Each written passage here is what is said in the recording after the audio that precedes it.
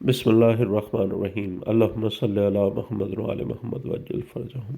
جو لوگ معصومین علیہ السلام کو چھوڑ کر اپنی رائے اور قیاس سے دین اخذ کر لیتے ہیں، ان کے لیے ایک حدیث کتاب بصائر الدرجات سے ابو حمزہ سمالی نے بیان کیا کہ میں نے امام ابو جعفر علیہ السلام سے اللہ کے فرمان سورہ القصص آیت 50 بسم اللہ الرحمن الرحیم ومن اضل ممن اتبع ہواہ بغیر ہدی من اللہ، اور اس شخص سے زیادہ گمراہ کون ہوگا جس نے اللہ تعالیٰ کی ہدایت کو چھوڑ کر اپنی خواہشوں کی پیروی کی۔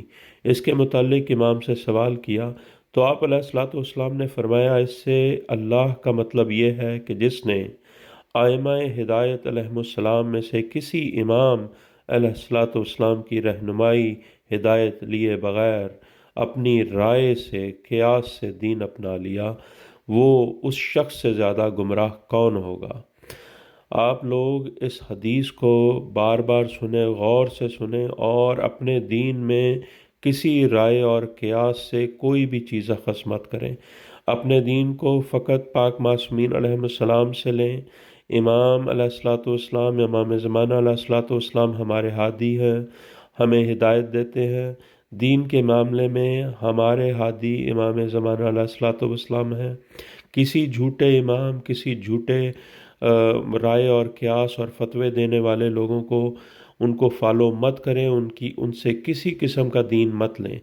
ہمارے دین میں ہمارے رہبر و ہادی امام زمانہ علیہ السلام ہیں۔ اللہم صلی علی محمد وعلی محمد وعجل فرجہم۔ کتاب بصائر الدرجات، جلد اول، جزء الاول اور صفحہ نمبر 59 اردو ترجمہ آپ کے سامنے پیش کر رہا ہوں میں۔ آپ مومنین سے گزارش ہے کہ اس حدیث کو، اس ذکر کو، مولا کی اس خوبصورت حدیث کو تمام لوگوں تک پہنچائیں، اور جو متلاشیان حق ہیں وہ اس میں ضرور غور و فکر کریں گے اور اس پر عمل کریں گے۔ اللہم صلی علی محمد وعلی محمد وعجل فرجہم وعلی اعدائہم اجمعین۔